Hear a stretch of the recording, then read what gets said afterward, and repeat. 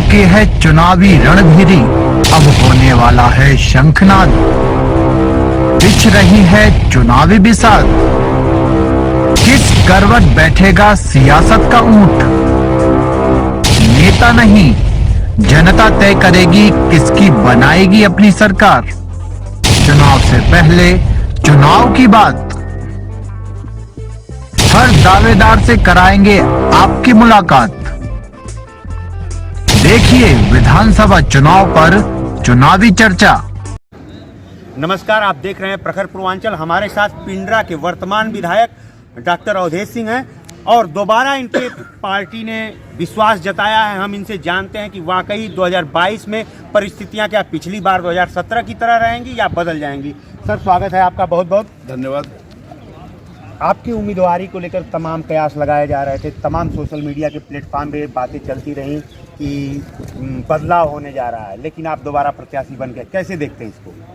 देखिए, यह शीर्ष नेतृत्व हमारा देश के यशस्वी प्रधानमंत्री जी का यह जिला है और हमारे साथ अपना दल यश की बहन अनुप्रिया पटेल जी, ये सब लोग हम लोग एक साथ मिलकर के चुनाव लड़ रहे हैं।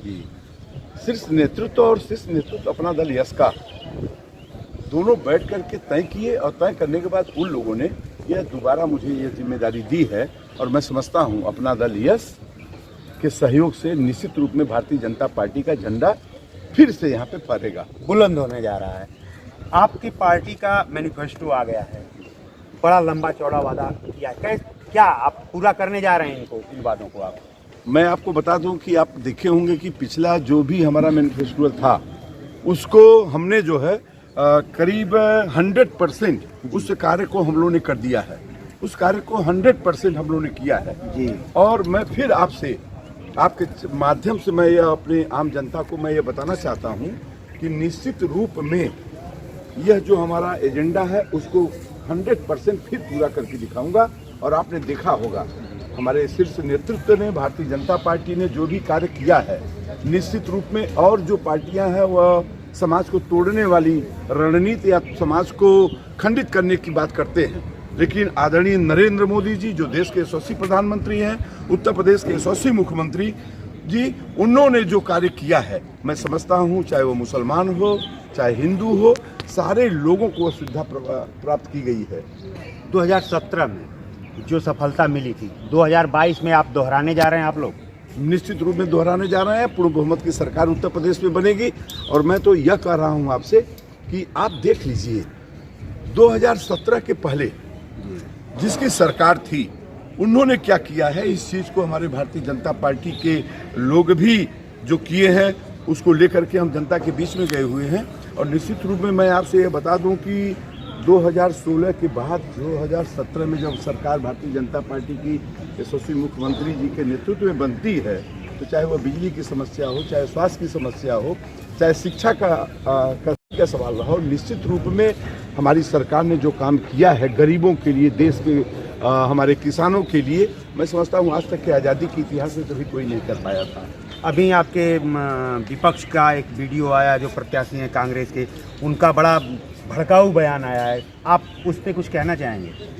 मैं तो यह कहूँगा कि इसकी जितनी निंदा की जाए, मैं तो कर ही रहा हूँ, पूरा क्षेत्र कर रहा है जी। जिस यशस्वी प्रधानमंत्री को देश ही नहीं पूरी दुनिया के लोग सराहते हैं, सोचते हैं कि इनके साथ कुछ हम क्षण बिताएं, इनसे कुछ प्राप्त करें, हासिल करें, और ऐसे महान व्यक्ति को कहना माने आसमान में थूकना होता है। ऐसे व्यक्ति को मैं इतना कहना चाहता हूँ कि अविवेक और निश्चित रूप में यह समझदारी का उन्होंने परिचय नहीं दिया है, बल्कि उनके लिए गड्ढा नहीं, वो अपने लिए स्वयं गड्ढा खोद करके तैयार कर रहे हैं।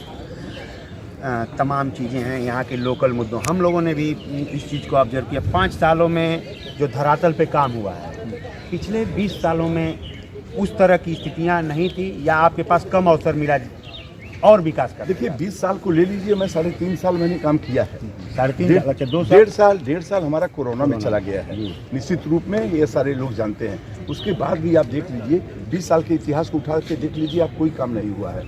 लेकिन आप अभी हमें देख लीजिए कि हमारे जो भी क्षेत्र में विकास के काम हुए हैं एक ITI कॉलेज मैंने खुलवा दिया। अब तक क्यों नहीं खुला था? आवश्यकता थी यहाँ पे। हमारे वाराणसी जनपद में एक हमारे करौदी में ITI है, दूसरा शिक्षा के क्षेत्र में मैंने इस तरीके का कार्य किया है, तो मैं एक ITI कॉलेज खुलवा दिया। अभी एक यूनिवर्सिटी, होम्योपैथी यूनिवर्सिटी, आप देख रहे हैं 50 करोड़ रुपए की एक यूनिवर्सिटी में थाने रामपुर में मैं उसको खुलवा दिया। अमूल का इतना बड़ा प्लांट, अमूल के प्लांट को लेकर अखिलेश जी कह रहे हैं तो हमने योजनाएं जो है आगे बढ़ाई थी, और आप कह रहे हैं कि आप लोगों के समझ मैं ये कह रहा हूँ कि इनके पास और कुछ तो है नहीं मुद्दा करने के लिए। ये कह रहे हैं कि ये मैं सोचा था। अरे भाई, सोचे थे तो करके दिखाते। यह तो आदरणीय नरेंद्र मोदी जी ने सोचा ही नहीं, उसको करके दिखा दिया था। इन लोगों को शर्म आनी चाहिए कि इस तरीके की बात जनता को भ्रमक फैलाते हैं। जैसे अखिलेश जी ने क्या कहा उस समय, कोरोना काल के सुई के लिए मत लगवाना यह भाजपा की सुई है, मत करना यह नरेंद्र मोदी की सुई है, और धीरे से बाप बेटा जाके दोनों लगवा लिए सुई, और देश के लोगों को गुमराह करने का इन लोगों ने काम किया है। पूरे देश और प्रदेश को इन लोगों ने लूटने का काम किया है, समाज को तोड़ने का काम किया है। मैं चाहूँगा ये देश रहेगा तब आप रहोगे राजनीति करने के लिए, इसलिए ऐसी भाषा का उपयोग मत करो, झूठ मत बोलो। जनता आपके झूठ को कई वर्षों से देख के जान चुकी है। अखिलेश जी जो है लगातार इन चीज़ों को कह रहे हैं, हम 300 यूनिट बिजली फ्री देने जा रहे हैं, पुरानी पेंशन की बात कर रहे हैं। मैं आपके चैनल के माध्यम से ये कहना चाहता हूँ, सरकार में उनके पिताजी भी रहे हैं CM, सरकार में ये भी रहे हैं। क्यों? जब इनके पास ये भी कहते हैं कि भाजपा ने एक भी यूनिट बिजली पैदा नहीं की। मैं कहता हूँ चलिए आपने सब पैदा किया, जब आप पैदा किए तो 6 घंटे 8 घंटे क्यों बिजली दे रहे थे? वो भी एक सप्ताह दिन में 1 घंटा रात में। जनता इसको जान रही है, और जिसके ऊपर आरोप लगा रहे हो कि यह एक भी यूनिट पैदा नहीं किए हैं, वह सरकार आते ही 22 घंटे और 24 घंटे बिजली देना शुरू की, तो जनता इसको जान रही है। अब यूनिट की जो लालच दे रहे हैं, अब जनता उनके बहकावे में आने वाली नहीं है। हमारे साथ डॉक्टर अवधेश सिंह थे, इन्होंने तमाम मुद्दों पर खुल के बात कही है, और आगे हम लगातार इनसे इन चीज़ों को जानने का प्रयास करते रहेंगे कि वाकई धरातल पे स्थितियां किस तरह से बदलेंगी या यथावत रहेंगी। प्रखर पूर्वांचल के लिए राजीव पांडे के साथ अरुण सिंह, वाराणसी।